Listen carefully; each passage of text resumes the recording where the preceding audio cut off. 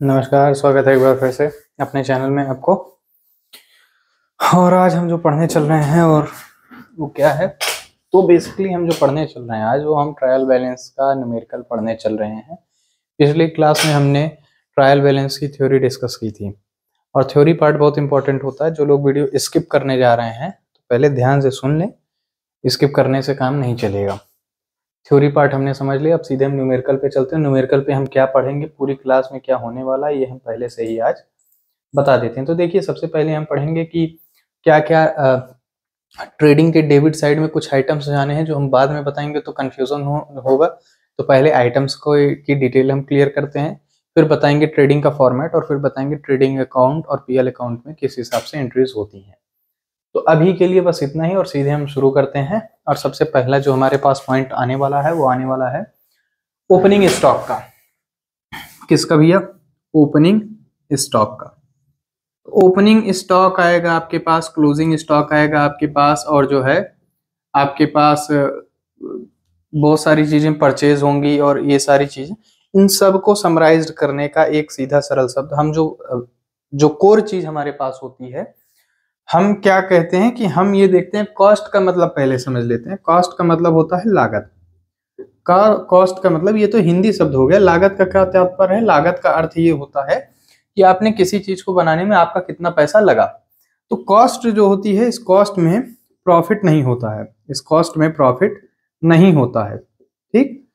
लेकिन जब ये कॉस्ट दर्शाता है कि आपने किसी सामान को कितने में बनाया, तो देखो, बनाना एक चीज होता है, कॉस्ट में ही जब आप अपना प्रॉफिट जोड़ते हो, ठीक, इस कॉस्ट में, तब आपका क्या निकलता है कि आपका ये बन के आता है सेल्स। यानी भैया, आपको किसी चीज को बनाने में आपका खुद का स्वयं का कुछ खर्चा आता होगा।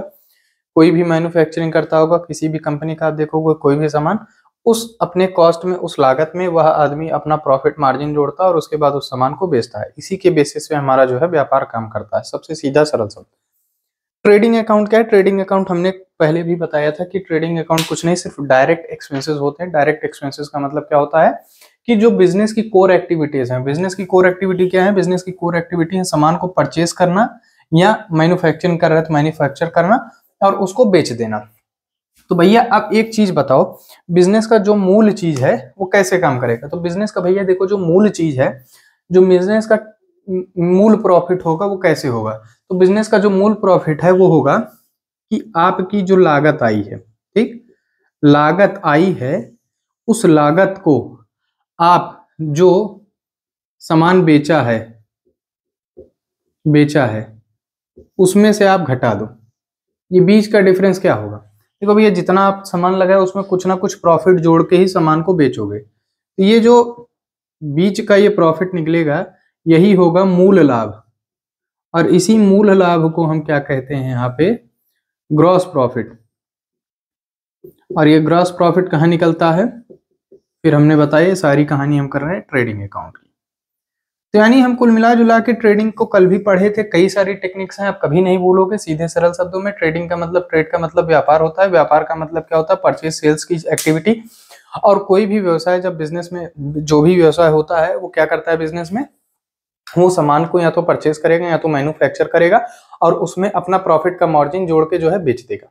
ये उसका मूल कार्य होता है और इसी मूल कार्य को जो है कैलकुलेट करने के लिए ट्रेडिंग अकाउंट बनता है। उसके बाद हम प्रॉफिट एंड लॉस अकाउंट बनाते हैं, जिसमें कि अन्य सारी गतिविधियों को हम क्या है इंक्लूड करते हैं। तो यानी हम ये समझ गए। अब देखो भैया, हमारे पास दो ही आइटम होने हैं। एक तरफ तो हमारा या तो लागत होगी या कुछ चीजें हमने परचेज की होगी, दूसरी तरफ हमारा सेल्स होगा।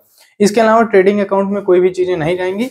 यानी हम ये समझ गए, ट्रेडिंग अकाउंट में सिर्फ और सिर्फ डायरेक्ट एक्सपेंसेस और डायरेक्ट जो रेवेन्यू रिसिप्ट हुआ है वही जाएगा। अब ये क्या होगा?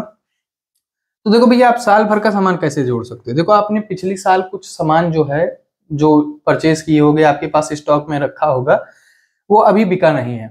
वो अभी बिका नहीं है तो आपके पास इस साल के लिए वो सामान भी बेचना है, वो सामान भी बचा हुआ है। अगर हम मान के चलो कि एक पार्ले जी बिस्किट का एग्जांपल ले लेते हैं, तो पार्ले जी बिस्किट का जब एग्जांपल हम लेते हैं तो हम कहते हैं कि पिछले साल का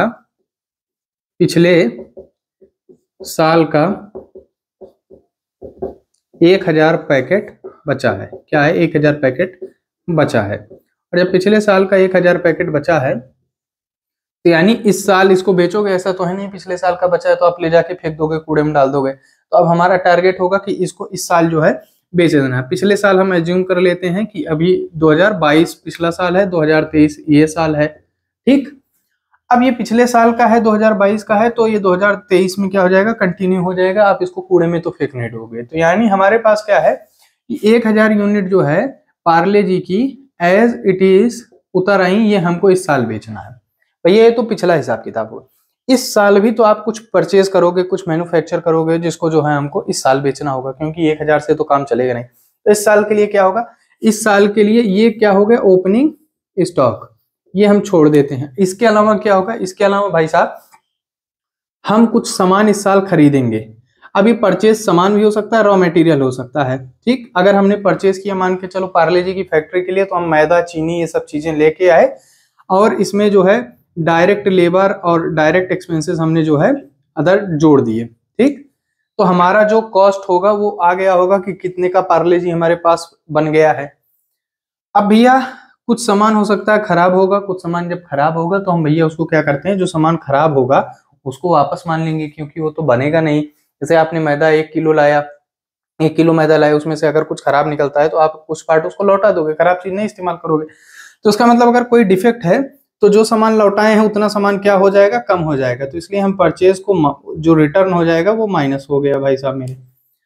अब ये टोटल हमारा क्या बताएगा कि इतने का हमने सामान इस साल जो है मैन्युफैक्चर किया। तो अब देखो हमारे पास एग्जैक्टली कितना सामान बेचने के लिए उपस्थित हो गया। हमारे पास जो सामान बेचने के लिए उपस्थित है वो है पिछले साल का स्टॉक प्लस इस साल का जो परचेज या मैन्युफैक्चरिंग है वो, यानी इसी दो को हम मिला के बेचेंगे। तीसरा कोई संसाधन हमारे पास नहीं है। और ध्यान रखना कि जो परचेज होगा अगर उसमें से कोई दिक्कत वाला सामान है तो उसको हम रिटर्न कर देंगे, तो वो माइनस हो जाएगा।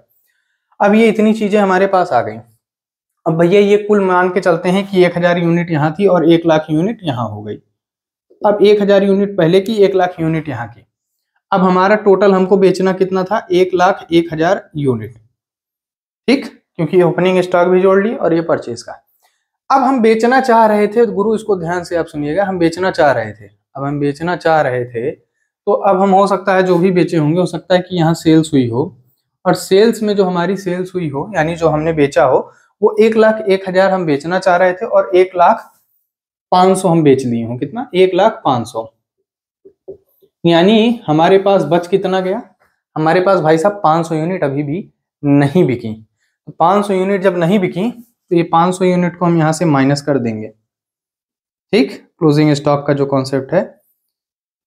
तो हम ये कह सकते हैं कुल मिला जुला के मोटे तौर पे कि ये 1,05,000 यूनिट जो बिकी, इसी से हमारे पास क्या हुआ, अर्निंग हो गई, इसी से हमारा पैसा आया। और इसके कॉस्ट और सेल्स प्राइस में आप जान रहे हो अंतर ही होगा, ये प्रॉफिट जोड़ के बिके होंगे, और इसी वजह से हमारा जो है एग्जैक्ट अंतर पता चल जाएगा। अब अभी लोगों को बहुत कॉम्प्लिकेटेड चीजें लग रही होंगी, क्योंकि थ्योरेटिकल पार्ट में थोड़ा कॉम्प्लिकेटेड लगती है। जब हम ये कहानी तब लगेगी ना आपको इजी, जब अभी हम लगाने लगेंगे। यही चीज अगर मैं आपको उस टाइम समझाता तो और दिक्कत आती। तो अब सीधे हम देर नहीं करते हैं, पहले खर्चों को समझ लेते हैं। तो ओपनिंग स्टॉक की हमने बात कर दी, परचेज रिटर्न की हमने बात कर ली। वेजेस हमारा क्या है, आप एक शब्द पे ध्यान देना, चाहे वेजेस दिया हो या वेजेस एंड सैलरी दिया हो, क्या, वेजेस एंड सैलरी। अगर वेजेस पहले आ रहा है या वेजेस आ रहा है तो ये हमारा क्या होगा, डायरेक्ट एक्सपेंस होगा। क्या होगा, डायरेक्ट एक्सपेंस। अब ये डायरेक्ट एक्सपेंस क्या होगा भाई साहब, क्योंकि ज्यादातर हम जो मैन्युफैक्चरिंग में जो चीजें लगाते हैं, जैसे रॉ मटेरियल मंगवाए और मजदूर से उठवा के एक सामान दूसरी जगह रखा है, तो ये सारे काम जो है प्रोडक्शन से डायरेक्ट रिलेटेड होते हैं, इसलिए डायरेक्ट एक्सपेंसेस हमारे कहलाएंगे। दूसरा है कि आप सामान को लाने के लिए, जैसे रॉ मटेरियल है, रॉ मटेरियल लाने के लिए आप भाड़ा दोगे। तो अगर आप रॉ मटेरियल लाने के लिए भाड़ा नहीं दोगे तो रॉ मटेरियल आपके पास आएगा नहीं और मैन्युफैक्चरिंग नहीं हो पाएगा। इसका मतलब क्या है कि ऐसे सभी समस्त कार्य जिनके बिना प्रोडक्शन पॉसिबल ही नहीं था, वो कहाँ, डायरेक्ट एक्सपेंसेस में आते हैं। तो अब हमारा क्या है, कैरेज इनवर्ड। और इनवर्ड पे आप ध्यान देना, इन का मतलब अंदर, इनवर्ड यानी आपके पास आ रहा है, आप दे रहे हो, तो ये भी क्या होगा, अगेन डायरेक्ट एक्सपेंसेस हो गए। और उसके अलावा हमारा क्या है, इसके बाद हमारा जो है कुछ एक्सपेंसेस दिया, जैसे फ्यूल, वाटर, पावर, गैस। तो ये सब अगेन हमने क्या बताया था, ये सारे एक्सपेंसेस क्या होंगे, ये सारे डायरेक्ट एक्सपेंसेस हैं। क्या, क्यों? क्योंकि इनके बिना क्या प्रोडक्शन हो सकता है? नहीं साहब, भाई साहब इनके बिना प्रोडक्शन नहीं हो सकता है। इसके अलावा सैलरीज वगैरह जब आएंगी तो सैलरीज वगैरह देखो भाई, सैलरीज वगैरह आपका इनडायरेक्ट एक्सपेंसेस हो जाएंगी, ठीक, चाहे सैलरी हो और चाहे सैलरी एंड वेजेस हो, सैलरी एंड वेजेस। अगर सैलरी पहले आ रही है तो ये इनडायरेक्ट एक्सपेंसेस में हो जाएंगे। रेंट वगैरह हुआ, किराया वगैरह, सब इनडायरेक्ट एक्सपेंसेस हो जाएंगे। और अब आते हैं हम सीधे शुरू करते हैं। और डायरेक्ट में कितनी चीज होंगी हमने पहले ही बता दिया, तो इसलिए जो डायरेक्ट में आपको याद हो गया, डायरेक्ट के अलावा जो भी चीज मिलेंगी वो इनडायरेक्ट, उसको याद करने का सीधा तरीका है कि जिसके बिना मैन्युफैक्चरिंग नहीं हो सकता है वो काम हम नहीं करेंगे, उसको हम जो है डायरेक्ट एक्सपेंसेस नहीं मानेंगे। अगर जिसके बिना मैन्युफैक्चरिंग, जिसके बिना नहीं हो सकता वो डायरेक्ट है, और जिसके बिना हो जाएगा वो इनडायरेक्ट है। कई बार शब्द बोलना कुछ चाहो और निकल कुछ जाता है, इसलिए कुछ लोग पकड़ बैठे हैं, अरे अरे ये तो गलत बता रहे हैं। So basically we are going to take an example of trading and PL account, and now we are going to discuss the format of trading and PL account. So basically it will be of T shape. T shape का मतलब क्या है कि ये format जो हमने बताया था, और ये T shape फॉर्मेट में मैंने पहले भी बताया था कि एक साइड हम डेबिट कह देते हैं और दूसरी साइड क्रेडिट, यानी आधा आधा बढ़ गया, बात बराबर हो गई। अब देखो इसमें बड़ा सिंपल सरल चीज है। पहले तो एक अमाउंट का कॉलम हो गया डेबिट साइड के लिए और अमाउंट का कॉलम हो गया क्रेडिट साइड के लिए, और इसमें ज्यादा कोई झंझट नहीं है, सिर्फ यही आपके 1 2 3 4 कॉलम बनने हैं। पर्टिकुलर्स यानी हमको ये बताना है किस चीज का जो है एंट्री हम कर रहे हैं। उसके बाद क्या है हमारा अमाउंट, फिर पर्टिकुलर्स और अमाउंट। अब एक चीज ध्यान देने की बात है भाई साहब कि हम अलग अलग ट्रेडिंग और पीएल को नहीं बनाते हैं, दोनों एक साथ ही बनते हैं। तो हम इसकी हेडिंग क्या डालते हैं? इसकी हेडिंग हम डालते हैं ट्रेडिंग एंड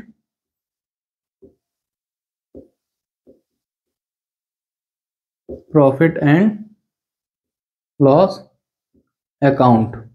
और किसका बना रहे हो? ऑफ जैसे एबीसी लिमिटेड, तो ये बता दोगे किसका बनना है और कब का बन रहा है। तो हम ये बताएंगे कि फॉर द ईयर एंडेड, यानी जो फॉर द ईयर एंडेड या एंडिंग आप कह सकते हो, खत्म हो रहा है जैसे आप बना रहे हो, तो हम इसमें शब्द लिखेंगे फॉर द ईयर एंडेड। कब होगा ईयर एंडेड? जैसे आपका जो भी होगा तो 31 मार्च को होता है, और जो भी सन होगा, जैसे अगर हम 2022 ले लें तो 2022 या जो जिस सत्र में खत्म हो रहा है वो इस हिसाब से बनेगा। ये फॉर्मेट होगा। अब होगा क्या भाई साहब? तो इसमें होगा, देखिए जो एक फॉर्मेट मोटे तौर पे बता दे रहे हैं कि एक तो इधर हमने बताया था ये इधर 2 लग जाएगा और इधर बाई लगेगा, यानी डेबिट साइड की सारी एंट्रीज में 2 और क्रेडिट साइड की सारी एंट्रीज में बाई। एनसीईआरटी में कई जगह गलती की गई है कि डेबिट साइड में 2 और क्रेडिट साइड में बाई नहीं दिया हुआ है, तो आप इसको अपडेट कर लेना। एनसीईआरटी वाले पता नहीं कैसे इतनी जो है बड़ी भूल कर सकते हैं। तो सबसे पहले हमने शुरुआत बताई थी कि 2 ओपनिंग स्टॉक से शुरू होगा। उसके बाद हमारा क्या आएगा 2, फिर परचेजेज हमने बताया था, और अगर परचेजेज ये है और अगर इसमें से कोई रिटर्न है तो माइनस हम क्या कर देते हैं रिटर्न, अगर कोई परचेज रिटर्न है और उसका अमाउंट यहाँ चला जाएगा। उसके अलावा 2 हमने बताया था डायरेक्ट एक्सपेंसेस में क्या था, वेजेस था, फिर क्या था कैरेज इनवर्ड था, ये भी क्या था जो है हमारा डायरेक्ट एक्सपेंसेस था।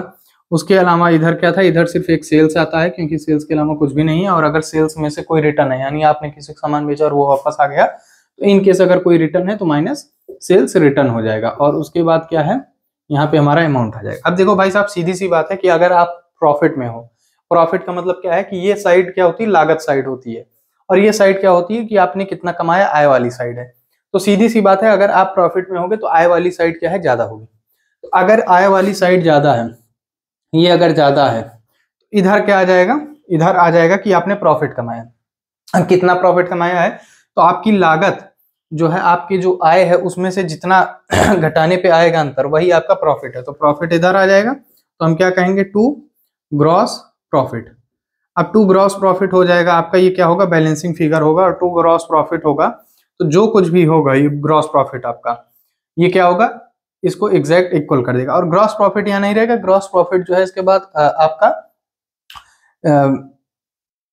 उसमें हो जाएगा क्या नाम है पीएल अकाउंट में ट्रांसफर हो जाएगा। तो ग्रॉस प्रॉफिट अगर है तो 2 ग्रॉस प्रॉफिट और इसको कैरीड डाउन कहेंगे, कैरीड डाउन यानी ये आगे जो है भेज दिया जाएगा। और अगर इन केस लॉस होता है तो लॉस होने का मतलब क्या है कि लॉस होने का मतलब ये है कि ये साइड आपकी लागत ज्यादा है और आय कम है, तो ऐसे केस में क्या हो जाएगा, बाई ग्रॉस लॉस। ठीक, और ये क्या हो जाएगा, ग्रॉस लॉस, ये भी क्या हो जाएगा, कैरिड डाउन। और ध्यान देना कैरिड डाउन हो जाएगा। ध्यान देना कि एनसीईआरटी अगर जो भी लोग पढ़ रहे होंगे तो एनसीईआरटी में ये जो है पूरी तरीके से यहाँ पे गलत दिया हुआ है। क्यों? क्योंकि इसमें अगर इसीलिए कहता हूँ टीचर की बहुत जरूरत भाई पड़ती है। एनसीईआरटी में देखो ग्रॉस प्रॉफिट और ग्रॉस लॉस दोनों एक ही साइड दे दिया हुआ है, तो ये गलत है। और फिर सेम कॉन्सेप्ट इसने पीएल में भी किया, तो ये गलत है। ठीक, सही तरीका ये मैंने बता दिया। तो जो भी केस होगा दोनों में से कोई एक केस होगा, या तो प्रॉफिट होगा या तो लॉस होगा। बहुत रेयर चांस है टाई हो जाए, तो उसमें कुछ भी कैरिड डाउन नहीं होगा। उसके बाद हम क्या कर देंगे, बैलेंसिंग कर देंगे। क्या बैलेंसिंग कर देंगे, टोटल हो जाएगा, टोटल टोटल। अब देखो भैया, अगर ग्रॉस प्रॉफिट है तो एक चीज हमेशा जानना कि जो कैरेट डाउन और फॉरवर्ड ब्रॉड डाउन होते हैं किसी केस में कहीं पे भी, चाहे आप लेजर की बात करो कहीं कुछ भी, तो जो कैरेट डाउन और ब्रॉड डाउन होते हैं वो जस्ट नीचे नीचे नहीं होते। अगर देखो इधर कैरेट डाउन का सिस्टम है तो अगली बार यहाँ उतरेगा, और इधर अगर कैरेट डाउन का सिस्टम है तो यहाँ उतरेगा। यानी अगर डेबिट में कैरेट डाउन हुआ है तो ब्रॉड डाउन क्रेडिट में होगा, और क्रेडिट में अगर जो है कैरेट डाउन हुआ है तो ब्रॉड डाउन डेबिट में होगा। तो अब देखते हैं हम, अब ये क्यों होगा भाई साहब, कुछ लोग पूछ रहे होंगे। तो भैया जस्ट फॉर इंफॉर्मेशन, नहीं तो कहेंगे इनको मार्ट साहब कुछ आता ही नहीं है, ये कैसा है, ये कुछ बता नहीं पाते हैं, बस ऐसे शॉर्ट ट्रिक बता रहे हैं। No no, this will not be tolerated, he don't know anything. तो ऐसा भैया इसलिए है कि आपका इधर आपने क्या पाया, क्रेडिट साइड आपने प्रॉफिट पाया है। प्रॉफिट मतलब फायदे वाला साइड है, यहाँ इसी के दम पे आपने जो ये आपके एक तरीके से रिसिप्ट है, इसी रिसिप्ट में से आपने खर्चों को माइनस करके प्रॉफिट निकाला है। तो जब ये प्रॉफिट हो गया तो इधर भी ये क्या है, क्रेडिट साइड में जाने का मतलब ये प्रॉफिट शो हो जाएगा, और इस प्रॉफिट में से आगे के सारे खर्चे जो है डेबिट साइड में माइनस किए जाएंगे। दूसरी चीज ये है कि भाई साहब जितने भी ये फायदे वाले ज्यादातर चीजें होती हैं क्रेडिट नेचर की होंगी। आप देखोगे जितने आपको इंटरेस्ट मिल रहा है, इनकम मिल रही है, ये सारी चीजें क्रेडिट होंगी। ठीक, तो अकाउंटेंसी में बहुत सारी चीजें हैं, बहुत सारी जानकारियां हैं। ठीक है, इसका ये मतलब नहीं है कि सारी चीजें जो है यहाँ पे हम करते ही चलें। कुछ लोग पूछते हैं क्या है, क्या मतलब ऐसे कैसे पढ़ा रहे हैं, कोई चिंटू खड़ा होकर पढ़ाने लगता है, तो आई एम नॉट चिंटू। काफी लंबी चौड़ी क्वालिफिकेशंस हैं, काफी छोटी सी एज में। तो हम आगे पढ़ते हैं। तो अब अगर मान के चलो कि ग्रॉस प्रॉफिट है, तो ग्रॉस प्रॉफिट है तो यहाँ क्या हो जाएगा, by gross profit brought down. Brought down का मतलब यहाँ से ब्रॉड किया गया है, लाया गया है, ब्रॉड डाउन हो गया। और अगर लॉस होगा इन केस तो ये क्या हो जाएगा, to gross loss brought down, कोई एक ही होगा। अब उसके अलावा जितने भी अगर इनडायरेक्ट एक्सपेंसेस हैं जो, तो ये क्या आ जाएंगे, सारे इनडायरेक्ट एक्सपेंसेस इधर आ जाएंगे, और इधर क्या आ जाएंगे, जो भी इनकम आपकी होंगी वो इनकम्स इधर आ जाएंगी। और उसके बाद हम फिर यहाँ पे टोटलिंग करेंगे। ठीक, और एक और चीज ध्यान देने की है, पिछली बार की ही तरह जो साइड अगर खर्चे आपके ज्यादा हैं और आय कम है तो लॉस होगा, और आय ज्यादा है खर्चे कम है तो प्रॉफिट होगा। और जो भी प्रॉफिट या लॉस निकलेगा उसको हम यहाँ कहेंगे टू नेट प्रॉफिट। अगर प्रॉफिट है तो यहाँ पे नेट प्रॉफिट होगा, और लॉस है तो बाई नेट लॉस होगा। ठीक, अब भाई साहब एक चीज ध्यान देना कि इधर ग्रॉस प्रॉफिट है और इधर नेट प्रॉफिट है, तो ये अंतर है। ट्रेडिंग में हमारा क्या है, ग्रॉस प्रॉफिट, पीएल में क्या है, नेट प्रॉफिट। ये सारा पॉइंट्स हमारा जो है इस हिसाब से काम करेगा। और एक सबसे बड़ी चीज जो ध्यान देने की है, हमने कल revenue expenditure, capital expenditure, revenue और कैपिटल का सारे रिसिप्ट्स और एक्सपेंडिचर पढ़े थे। तो ट्रेडिंग अकाउंट और पीएल अकाउंट में जो भी एंट्रीज होंगी वो सिर्फ रेवेन्यू नेचर की होंगी। रेवेन्यू नेचर के जो भी एक्सपेंसेस होंगे, रेवेन्यू नेचर के जो भी रिसिप्ट्स होंगी, सिर्फ वही जाएंगी, ना तो कैपिटल एक्सपेंडिचर जाएगा और ना तो कैपिटल रिसिप्ट इसमें आप एंटर करोगे। तो ये चीज ध्यान देके रखना कि ट्रेडिंग पीएल मींस आपका क्या है, ट्रेडिंग पीएल मींस हमारा सिर्फ और सिर्फ रेवेन्यू नेचर का है। तो ग्रॉस प्रॉफिट का हमने बता ही दिया था फॉर्मूला, जो कि फॉर्मूला पूछ रहे हैं आपके एसएससी के एग्जाम में और कई जगह पूछ लेता है कि ग्रॉस प्रॉफिट का फॉर्मूला क्या है। तो ग्रॉस प्रॉफिट का हमने सीधे सीधे सरल शब्दों में बता दिया कि ग्रॉस प्रॉफिट मतलब भाई साहब होता है कि आपने जो भी सेल्स होगी वो ज्यादा होगा। अगर प्रॉफिट है सीधी सी बात है सेल्स माइनस आप कह सकते हो कि परचेज, आपने जो परचेज किया होगा, और प्लस जो आपने डायरेक्ट एक्सपेंसेस उसमें डायरेक्ट खर्चे जो है लगाए होंगे। तो ये जो है हमारा फॉर्मूला बन गया। ठीक, सिंपल। और ग्रॉस लॉस के लिए तो सेम चीज जो है, जस्ट अपोजिट की, purchase plus direct expenses minus sales, तो ग्रॉस लॉस का बन जाएगा। नेट प्रॉफिट भाई साहब क्या है, तो नेट प्रॉफिट में हम सबसे पहले क्या बताए थे कि नेट प्रॉफिट में सबसे पहले तो जब पीएल अकाउंट बनाते हैं तो ग्रॉस प्रॉफिट हमारा ब्रॉट डाउन होता है, तो ग्रॉस प्रॉफिट हमारे पास पहले से रहेगा, प्लस हमारे पास कुछ अन्य जो आय होंगी, अदर इनकम्स, वो भी ऐड हो जाएंगी, तो हमारे पास ये टोटल प्रॉफिट या टोटल आय हो गया। और इसमें से अब हम क्या कर देंगे, minus indirect expenses, indirect expenses, ठीक, ये इस हिसाब से हमारा काम करेगा। ये फॉर्मूले ज्यादा कठिन नहीं, आप लगाते लगाते आ जाएगा सीधे साफ साफ। तो अब हम कुछ क्वेश्चंस लेते हैं और फिर आगे बढ़ते हैं। अब जर्नल एंट्री वगैरह क्या है, जर्नल एंट्री वगैरह बड़ी आसान सी चीजें हैं और इसको जो है इसमें परेशान होने की जरूरत नहीं है। और जो भी प्रॉफिट या लॉस होता है, प्रॉफिट हुआ तो कैपिटल में ऐड होगा, लॉस हुआ तो कैपिटल से माइनस हो जाएगा। तो अब हम एक एग्जांपल लेते हैं और देखते हैं कि क्या है, कैसे हैं। देखिए जो है यहाँ भाई साहब, ये एक एग्जांपल छोटा सा दिए हुए हैं, लेकिन ये सिर्फ ट्रेडिंग अकाउंट का दिए हैं, तो मैं ट्रेडिंग अकाउंट का सिर्फ एग्जांपल नहीं लेना चाहता हूँ। एग्जांपल ऐसा हो कि प्रॉफिट एंड लॉस अकाउंट का, और दोनों जो है सारा हो, एक एग्जांपल एक न्यूमेरिकल कराएं और सारी चीजें आ जाएं, या फिर एक छोटा छोटा एग्जांपल करा लेते हैं और फिर एक फुल फ्लैश क्वेश्चन के साथ जो है पूरा हम इसको जो है अपना खत्म कर देंगे। तो इलस्ट्रेशन 1 कह रहा है, एनसीईआरटी के हिसाब से हम चल रहे हैं, तो एनसीईआरटी के हिसाब से हमारा क्या है, इलस्ट्रेशन 1 है, यानी एग्जांपल 1 है, ठीक। अब ये क्या कह रहे हैं, इन्होंने जो डेटा दिया है वो दिया हुआ है ओपनिंग स्टॉक कितने का है, ओपनिंग स्टॉक 37,500 का है, 37,500 का है। उसके बाद भाई साहब का परचेजेस कितने का है, परचेजेस इनका 1,05,000 का है। फिर इनकी भाई साहब की सेल्स कितने की है, 270 की है, सेल्स 2,70,000। और वेजेस इनकी है 30,000 की। अब एक चीज, इसको इसमें ट्रेडिंग अकाउंट बनाना है, ट्रेडिंग अकाउंट बनाने के पहले हम सारी चीजों को जो है देख लेते हैं कहाँ जाएगा। ओपनिंग स्टॉक किधर जाएगा, तो ओपनिंग स्टॉक हमारा, ये सारे आइटम कहाँ जाएंगे, ट्रेडिंग अकाउंट में ही जाएंगे। कहाँ जाएंगे, ट्रेडिंग अकाउंट में। और किस साइड जाएंगे, ओपनिंग स्टॉक है, डायरेक्ट एक्सपेंसेस वाले मामले में ये क्या होता है, या मटेरियल कंज्यूम्ड के मामले में ये कहाँ जाता है, डेबिट साइड जाता है। फिर परचेजेस उसी साइड है, डेबिट साइड जाएगा।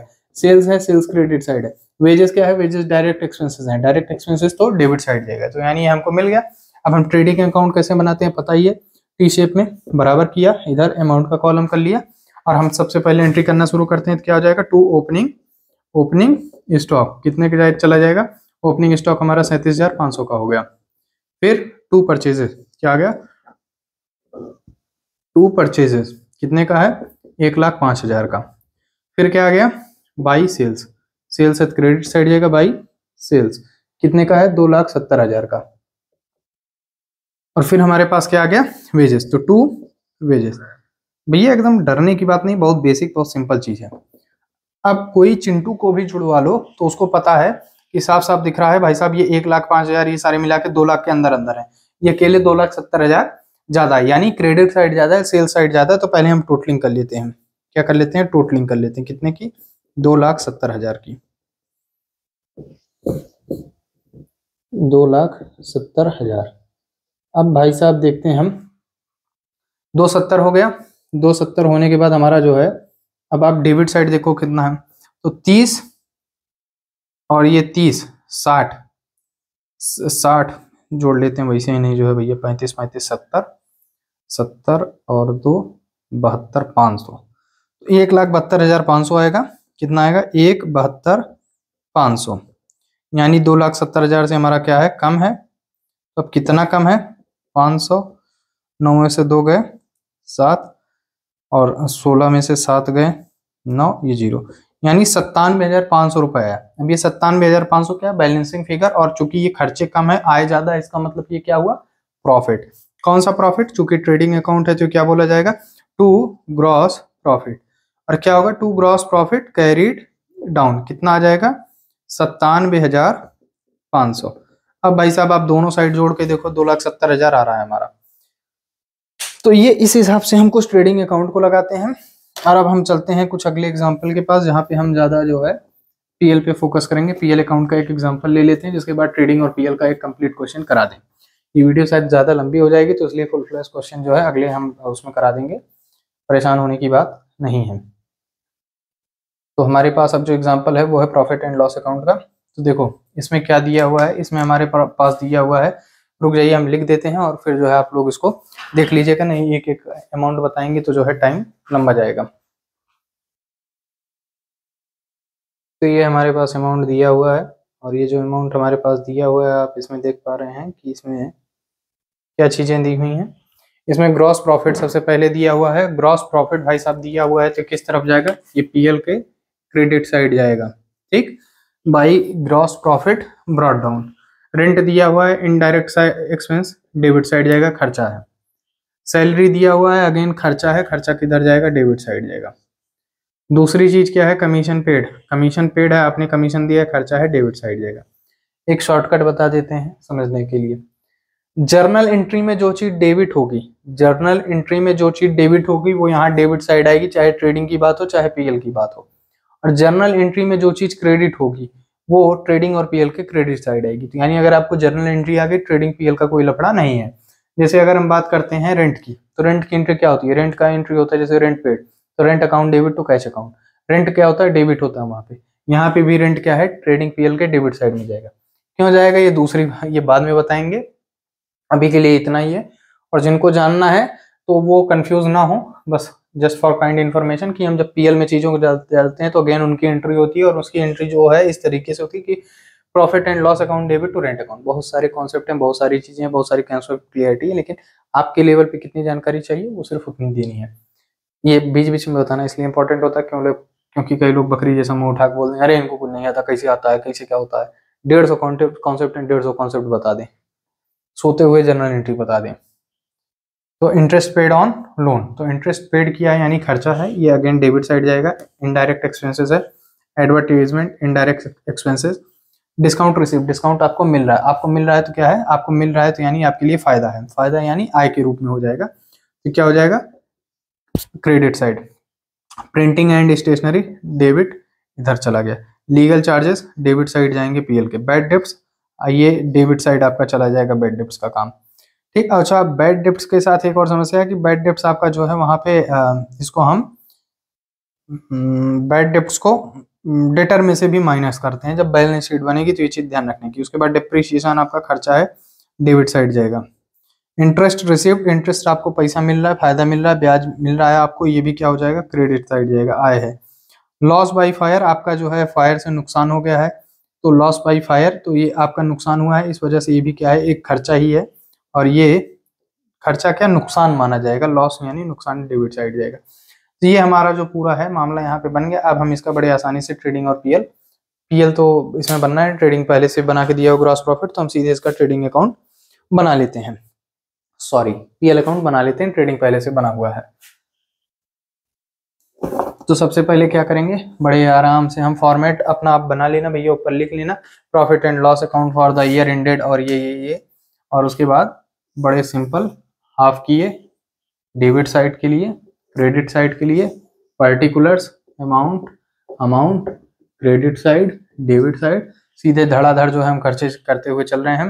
ये टू रेंट कितना, 5000, क्यों आया कैसे आया बता ही दिया हमने। फिर खर्चा सैलरी कितना जो है 15000, और लेकिन सबसे पहले हमको जो करना था, एक काम गलती की, सबसे पहले हमको क्या करना था, by gross profit brought down, gross profit brought down. और कितना था ग्रॉस प्रॉफिट हमारा, ग्रॉस प्रॉफिट हमारा है 60000।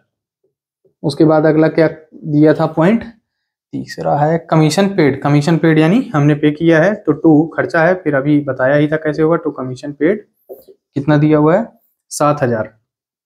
उसके बाद हमारे पास क्या है, इंटरेस्ट पेड, तो to interest paid on loan,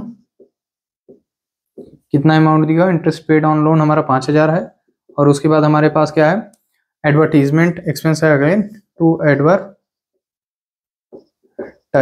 advertising कितना दिया हुआ है, 4000 हमारा। और फिर हमारे पास अगला खर्चा क्या हुआ है, डिस्काउंट, नहीं खर्चा नहीं है, डिस्काउंट रिसीव्ड हुआ है, तो यानी हमारे लिए फायदा है, आय है, तो टू डिस्काउंट, ये शॉर्टकट में लिखा है क्योंकि स्पेस की कमी है, आप लोग जो है लिख सकते हो अपने हिसाब से, पूरा लिखना है वहां पे। तो टू डिस्काउंट रिसीव्ड कितना हुआ है, 3000 हुआ है हमारे पास। फिर अगला पॉइंट क्या है, प्रिंटिंग एंड स्टेशनरी, अगेन खर्चा है, तो टू प्रिंटिंग एंड स्टेशनरी, कितना है प्रिंटिंग एंड स्टेशनरी का, 2000 है। फिर अगला हमारे पास क्या है, लीगल चार्जेस, तो टू लीगल चार्जेस, अब लीगल चार्जेस का कितना है, तो टू लीगल चार्जेस 5000 दिया हुआ है।